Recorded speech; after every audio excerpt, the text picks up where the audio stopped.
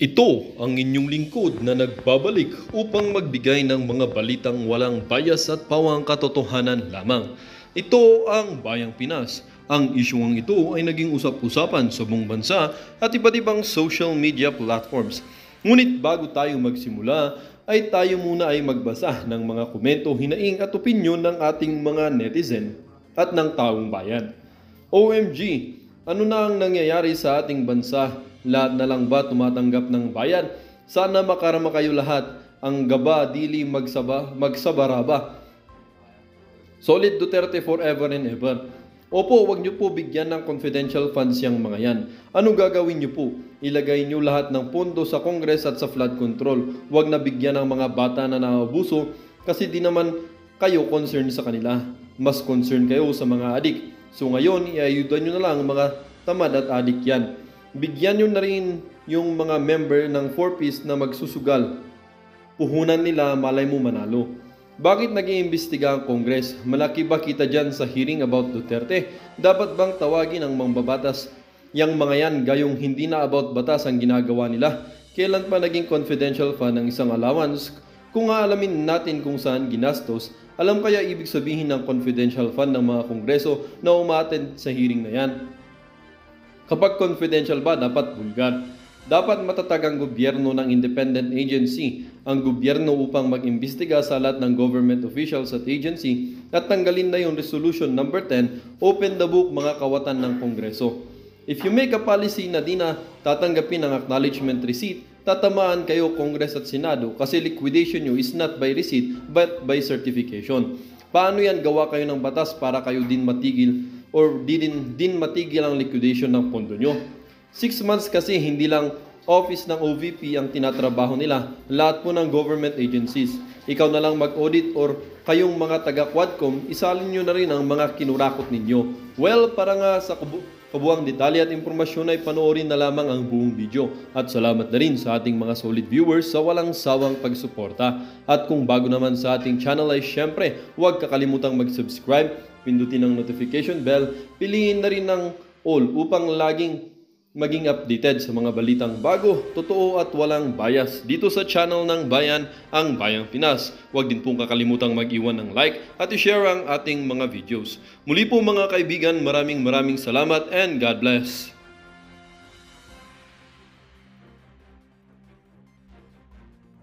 Kalin, i-like mo ang video na ito. In 1, 2, 3, Padwarok, pasok! Chairman. Yes, Congressman Paduano. In relation to the query asked by Vice Chair Abante, gusto ko na pong linawin COA.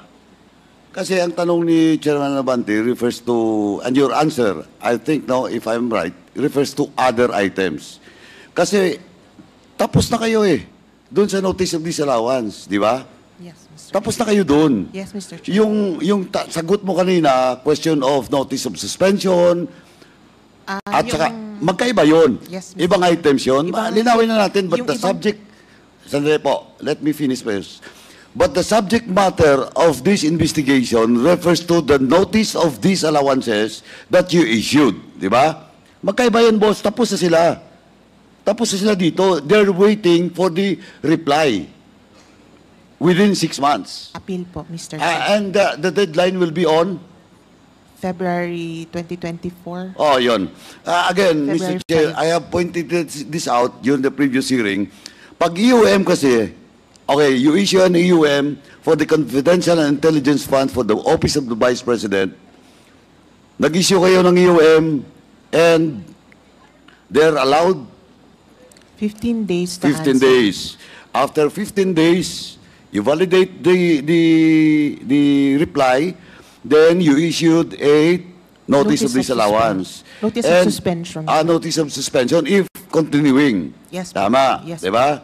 Now, then after that, you issue a notice of disallowance. Yes, Mr. Okay, Chair. now, kaya ang sagot dapat doon sa tanong ni Chairman Abante, tapos na kayo. As to yung ND po, Mr. Kaya Chair. nga Kaya nga kasi ang subject matter dito is all about the notice of disallowance. And we will talk about it again. If somebody will file a resolution to further investigate on the point that you have raised with regards to the 3 items that is not yet final. Opo. Yung ano nyo, yung audit nyo, di ba? Opo. With regards to confidential and intelligence fund. Yes, Tama. Mr. Chair. Yes, So Mr. malinaw Chair. po yun. That's why in aid of legislation with regards to this investigation, Mr. Chairman, again, I will just like to reiterate. Yung question of the timetable given to the agency with regards to the notice of disallowance is too long. Sabi nga nila, justice delayed, justice denied. Why it will take 6 months? Sige nga, bakit 6 months? Because they have already submitted all the necessary documents. And it turned out, in your investigation, in your audit, lumalabas na may mga problema. That's why you issue a notice of disallowance. Diba? Kaya Mr. Chairman, I hope question of the charter or MCs, no? Or even a bill or a law should be passed with regards to confidential and intelligence fund, Mr. Chairman, should be filed and passed by this Congress. Kasi, kaya nga ang question of, question daw ng proprietedness of this investigation, sa case lang po ng Confidential Intelligence Fund, we have to file a bill and pass a law with regards to it so that it cannot be abused anymore. And only those agencies of government that will be given such fund. And second is question of the COA, the mandate of COA. It should not be 6 months after issuing a notice of disallowance.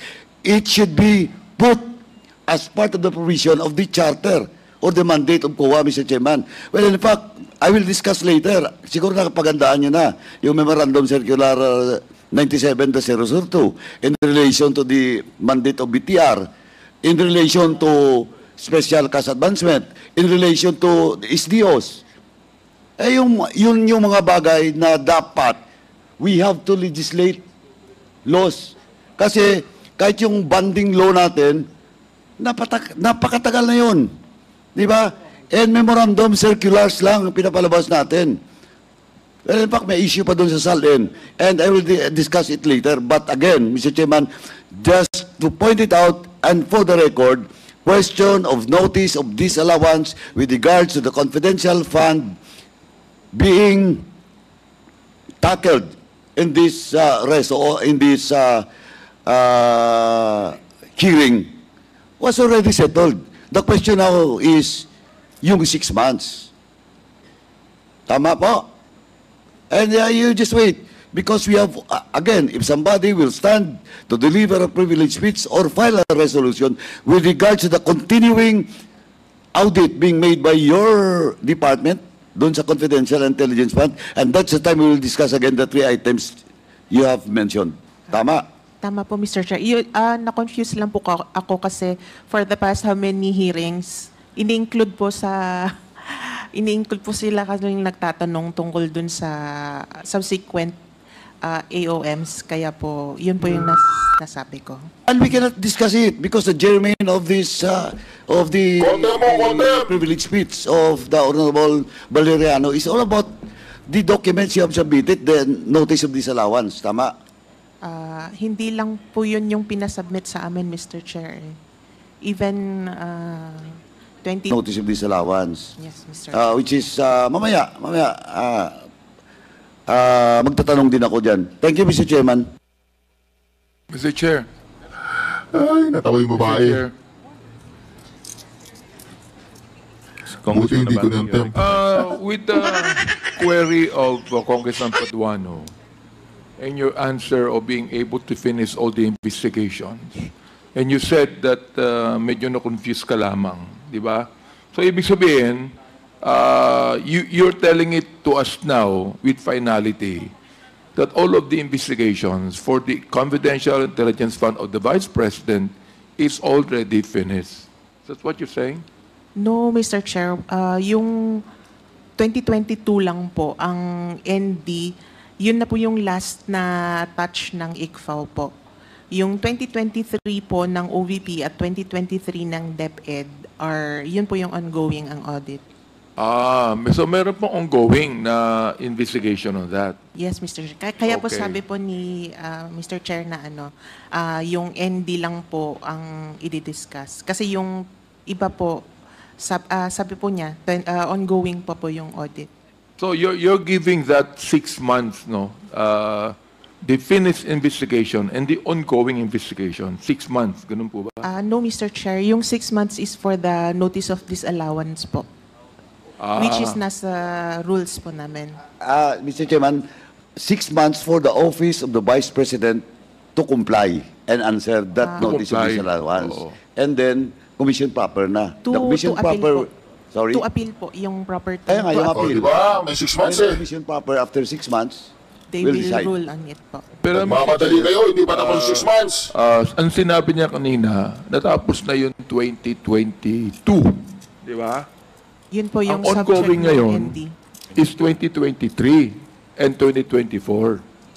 Wala pong 2020. At 124. So therefore, ano yung sinasabi niyong 6 months na notice of disallowances na kino-comply dapat ng Vice President? Yung confidential funds po ng 2022 ng OVP, umabot na po siya sa notice of disallowance. So from the time that we issued the notice of disallowance, they have 6 months po to file their appeal with the commission proper ng COA. Yung iba pong dinidiscuss natin pertains to confidential funds ng 2023 po, hindi pa po yon notice of disallowance. Na AOM pa lang po siya, kaya hindi pa po siya comparable dun sa ND ng 2022 na subject to appeal na po. Pahiya. Mr. Chair, Congressman Acop made a statement kanina about cash advances that was made. Ano? So, let me ask, ilang cash advances yon na ginawa nila?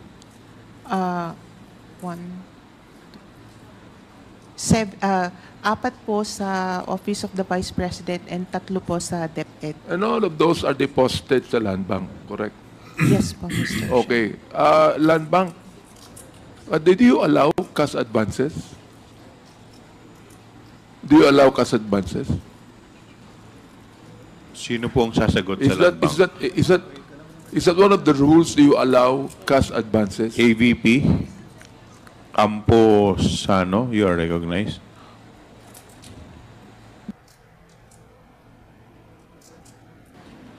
Mr. Chair, may I be recognized, please? Yes, Attorney Rafael Yap, you're recognized. Mr. Chair, I'd like to apologize, but we'd like to manifest that we cannot answer the question right now because we received the invite to attend today's hearing after 4 p.m. yesterday. So we beg the committee's indulgence to allow us to provide the info once we collate and cleared po sa aming office. Mr. Chair, I'd like to make a motion for Land Bank to submit to us all the informations on the cash advances made by the Office of the Vice President. Can you please do that, Mr. Chair?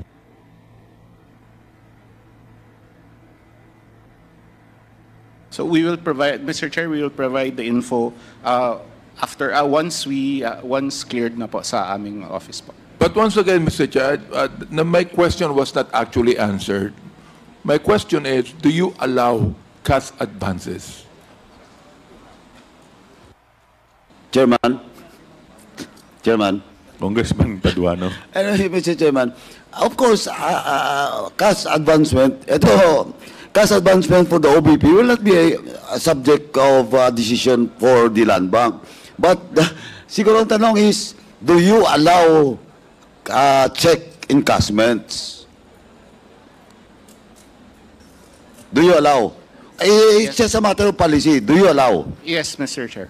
Oh, yes. Yung check encashment.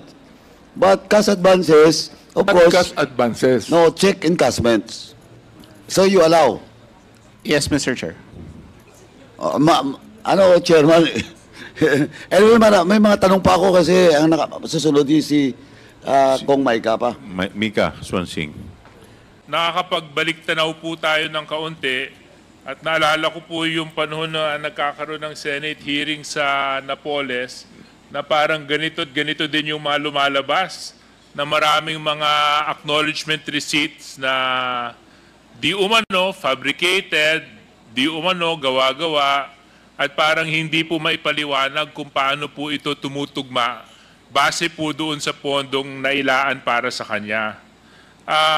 Gusto ko lang po tanungin yung COA, base po doon sa ilang mga acknowledgement receipts na ipinakita sa atin ng ating mga kasamahang mambabatas, meron po kami napansin doon na parang 200 na acknowledgement receipts na signature lang, walang pangalan. Ito po ba ay pumapasa sa qualifications ng Commission on Audit? For now, sir, ina-accept namin yung signature lang. Although, from here onward, siguro po, require namin na name at least name and signature. Because I think we really have to look into this matter strictly.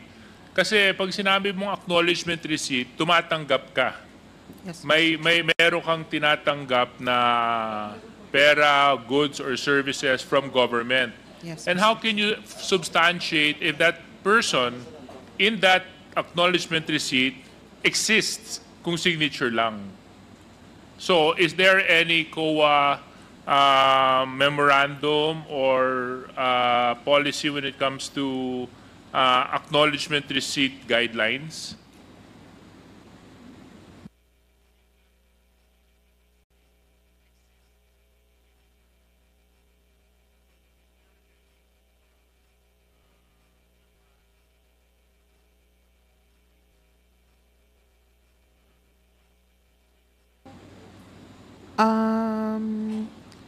For now, since ina-accept po namin yung signatures lang, wala po kaming ibang basis kundi yung sa joint circular.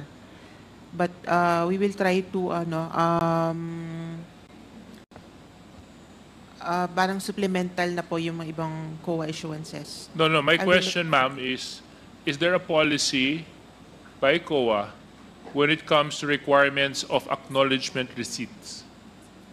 What are the requirements in that paper so that COA can deem them unacceptable? May I be permitted to speak, Your Honor? Yes, Ms. Sofia Gemora, you're recognized by the chair. Thank you, Your Honor. As to the regular audit, I'm bearing away with the confidential fund because it has a joint circular, as a parameter. So in COA, pardon me, Your Honor, I cannot recall the memorandum, but we have this rule that we can reimbursable expense, what you call RER, receipt, reimbursable expense receipt is acceptable up to 1,000 pesos and below. Other than that, of course, we need, as it is now, an invoice, and if any, signature, it would, of course, accompany the full name of the recipient or those that signed on the particular receipt. Yeah, thank you very much. Actually, that's the memo that I was pointing out to Ms. Remora. Meron po talaga kasi yun sa COA na kinikailangan full name ang nakasulat doon. At nabasa ko na rin po yun. Kaya nga po nakakapagtaka dito po sa 612 million pesos where acknowledgement receipts were submitted by the Office of the Vice President and by the DepEd Secretary then. Ang dami po talagang red flags na nakita po ng committee. So unang-una ho, signature lang. Pangalawa ho, merong migrant beneficiaries. When I say migrant beneficiaries, they received funds from the confidential funds of the DepEd and they receive funds from the confidential funds of the Office of the Vice President.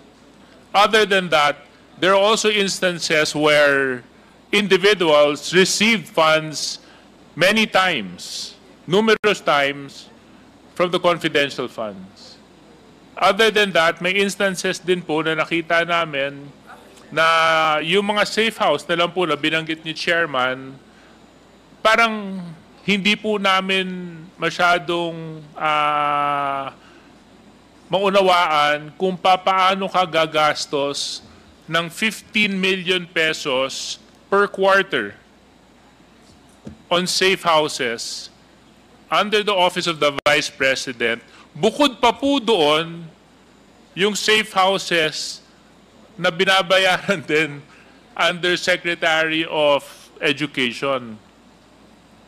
So of course, documentary requirements are submitted to you. But you know, this, Mr. Chair, raised a lot of questions and red flags from my point of view. Kaya nga po, nakakalungkot na wala po dito yung mga SDO at saka si Ms. Lopez na nalaman po pala natin ay umalis po kagabi papuntang Los Angeles, California, because these are questions that they should actually be answering. Am I right, Yusek Poab? These are questions that they should be answering. Based on the documents, Your Honor. Based on the documents, correct, because they're the signatories to the documents. Mr. Chair. Mr. Chair. Congressman Abante, you're recognized. Gusto kong malaman kung tapos ng investigasyon ng COA dito sa notice of disallowances na inyong binigay sa Office ng Vice President. Tapos na po ba lahat ng investigasyon? Mr. Chair, dun sa notice of disallowance, inaantay pa po namin kung mag-a-appeal sila. So, hindi pa po final. Yung iba pong mga audit observation memoranda na issued po nila, nag-submit na po sila ng compliance and yun po yung mga pinag-aaralan po namin ngayon. Okay. So, hindi pa kayo tapos ano po? No, Mr. Chair. Ilang porsyento na po ang natapos nyo? For example, like, mayroon bang 50% or 60% or 70%? Considering po na gusto nyo magpaka-strict kami today, may mga nire-re-audit po kami and hindi pa po namin ma-issue yung next, which is yung notice of suspension. Okay. So, hindi nyo maaaring masabi kung ilang porsyento na ho, lahat? Mr. Chair, parang tatlong ibang team members yung iba-ibang AOM, so hindi ko po masabi ngayon yung exact na yung status na po ng... Sa mga natapos po ninyo, Mr. Chair, meron ba kayong nakitang improper disbursement o mga violations po ng disbursement ng confidential fund? Mr. Chair, hindi ko pa po nare-review yung audit, so hindi ko pa po masabi ngayon, Mr. Chair. Nasa auditors pa po.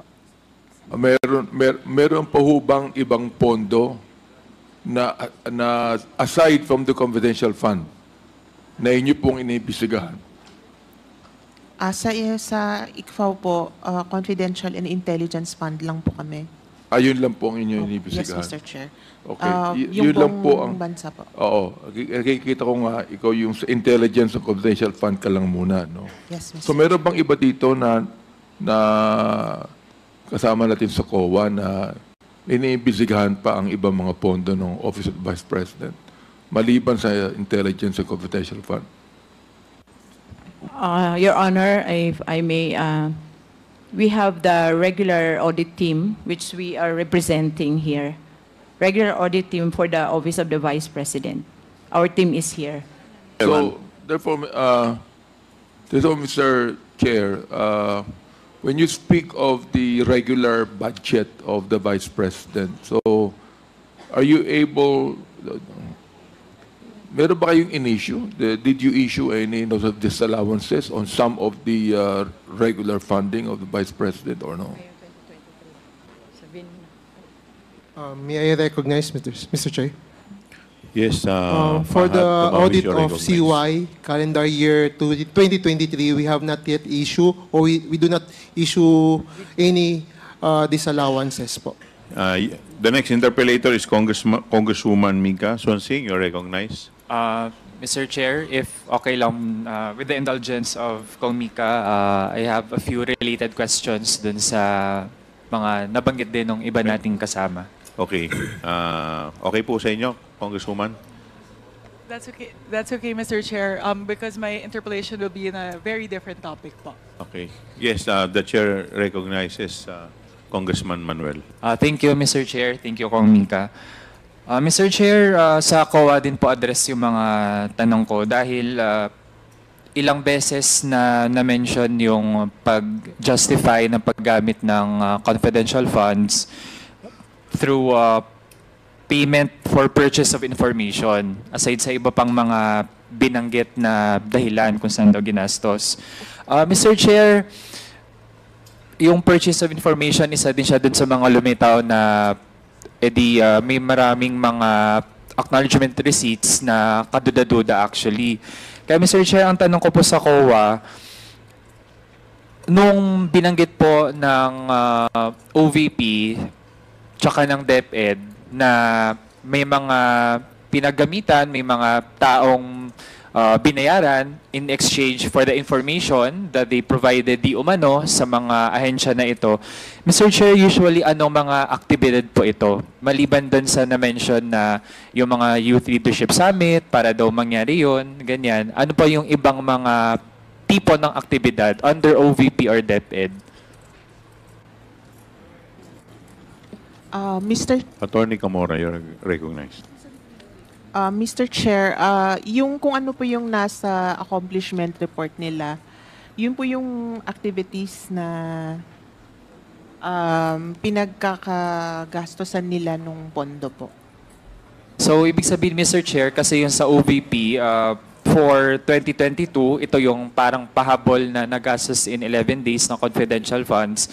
Ang activities po na ng OVP ay meron daw mga outreach program, merong mga pamahagi ng mga Christmas gifts, ganyan. Bahagi din po ba yon ng mga na-site na para maging successful ang mga yon, di umano ay kinailangan ng impormasyon kaya gumamit ng confidential funds? Pag sa purchase of information, Mr. Chair, hindi po required kasi yung evidence of success.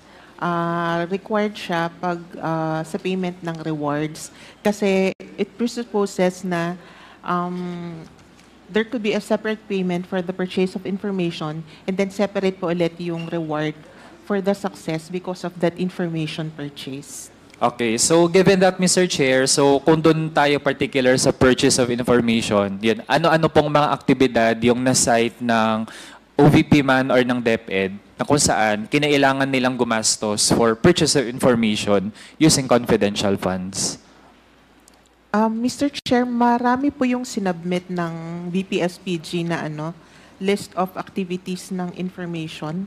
And I think sige, Mr. Chair, like ano na lang pong mga tipo ng activity, kahit hindi po ma-enumerate, pero mabanggit po ano-ano yung mga kinds of activities na iyon. Like mga specific activities po ito, Mr. Chair, like for example,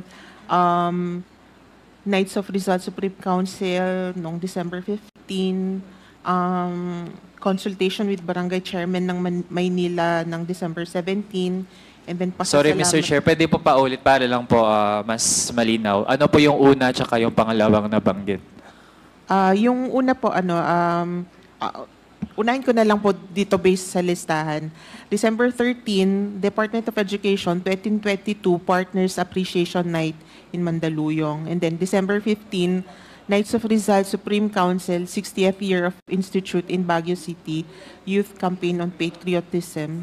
And then December 17, marami po itong activities, mga Christmas activities sa Tondo, consultation with Barangay Chairman ng Maynila, in Manila, pasasalamat and update meeting with Barangay Batasan Hills, Quezon City, mga halos ganito okay po. And then coordination meeting with Task Force Davao in Davao City, and then Christmas activity with SPED students in Davao City.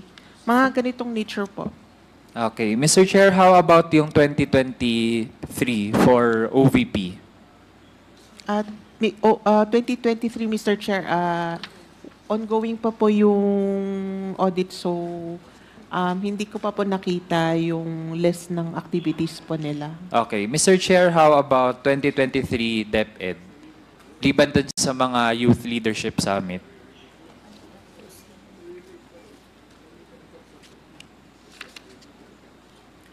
Yung sa Youth Leadership Summit, yung sa 5 certifications po yun.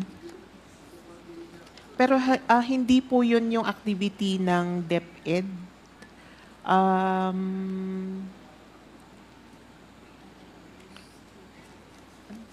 Precisely, Mr. Chair, kaya gusto nating malaman, maliban doon, kasi lumitaw na dito sa committee na sinight yun ng DepEd, pero i-dispute din pala ng Philippine Army na gumastos yung DepEd for that.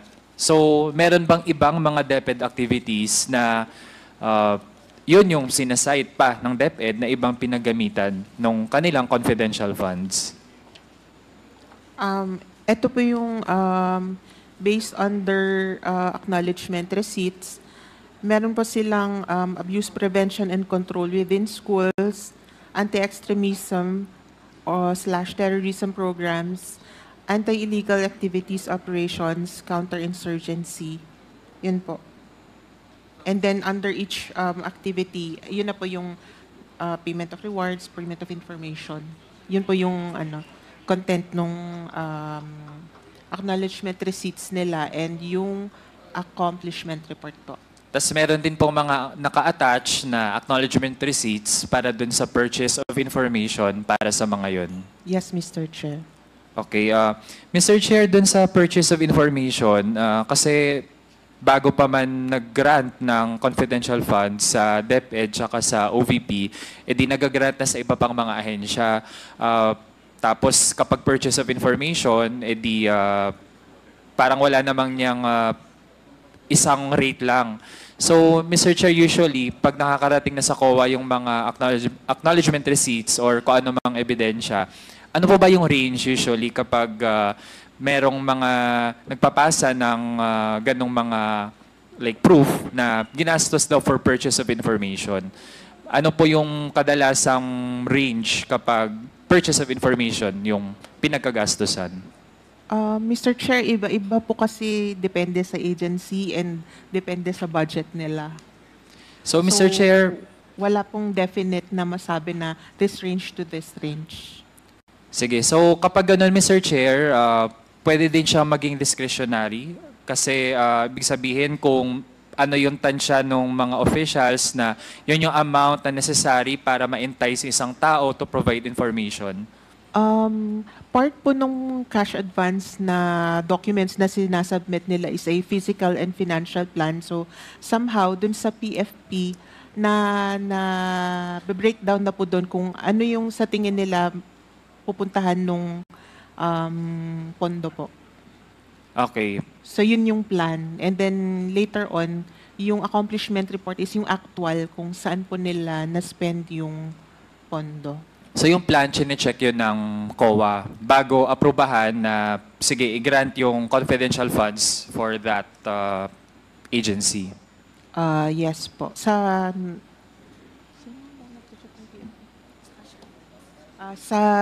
cash advance po. Okay. Thank you po dun sa mga sagot, Mr. Chair. Kasi kung ganun nga yung lumilitaw na parang madali pa lang mag-invento ng proof of payment.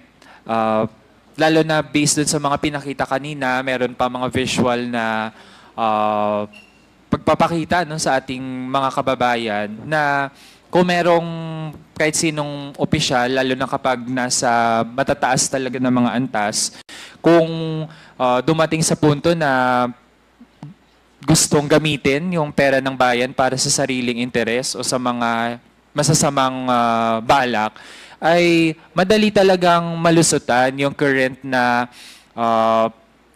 systems na meron tayo na supposedly ay dapat nga lalo kung nagbibigay ng confidential funds, ang assumption dyan ay merong kumpiyansa or confidence dun sa kung kanino o saang ahensya nagagrant ng pera. Pero it seems na lalo pa kung purchase information yung isang madalas na isite, Mr. Chair, ay malaki yung room for discretion para magsabi lang halimbawa na okay, ganitong amount, bibigay ko sa ganitong tao kasi nagbigay siya ng information. Pero hindi rin, wala tayong sapat na batayan para masabi na naging effective na accomplish ng ganong mga purchase of information yung kanilang intent. And so to wrap up, Mr. Chair, lalo na I can really recall na noong 2022, dun pa lang nung formally na bahagi ng budget proposal ng OVP tsaka DepEd, yung confidential funds, ay ginagamit pa actually yung bahagi ng ating constituency, mga kabataan at mga bata, para i-protect di umano yung kanilang interest, i-defend yung kanilang welfare, protektahan daw sila mula sa mga gumagamit ng droga, child abusers, child exploiters. Pero as it seems, Mr. Chair, I don't think there are mga members ng committee who are actually convinced na naprotektahan natin yung mga bata at mga kabataan dahil sa pag-grant ng confidential funds both sa OVP tsaka sa DepEd. So, I really hope na maliban sa mapigilan na natin yung ganitong abuso sa confidential funds, yung mga hindi rin talaga nagpakita na katiwa-tiwala sila, no, sa paggamit ng pondo, dapat hindi na natin mahayaan na magkaroon ulit sila ng access sa ganitong pondo, lalo na pera ito ng ating mga kapwa Pilipino. Pinaghirapan, nagbabayad ng buwis para sa pinagbabudgetan ng Kongreso. Yun lang, Mr. Chair. Maraming salamat. Thank you, Congressman Manuel. The next interpolator is Congresswoman Mika Swansing. Mr. Chair. Yes, Congressman Zia. With the indulgence of Congresswoman Swansing, with the permission, of course, of my lead colleague, I'd just like to make a manifestation, a quick manifestation, Mr. Chair. What is your manifestation? Yeah, Mr. Chair, well, apparently, I shared the disappointment of some of the members here. I, for one, want to ask questions, no, to certain individuals, invitees who apparently are not around. So I noticed we're hitting a roadblocks here, no, by their consistent refusal to attend these committee hearings. But then again, Mr. Chair, may I request perhaps to the chairman, I believe we have already sent an invitation to the DBM. Yes, and the questions that I have, Mr. Chair, is on not only on the utilization of the confidential funds, but as well as the manner by which these are being requested from DBM, how it was requested, when it was requested, Mr. Chair. So I believe, Mr. Chair, if with the indulgence of this committee, that I would also like to reiterate the invitation that we have sent already to DBM, particularly, Mr. Chair, on the Bureau on Budget Management, that's DASI. Yes, manifestation, Congressman Mr. Chair.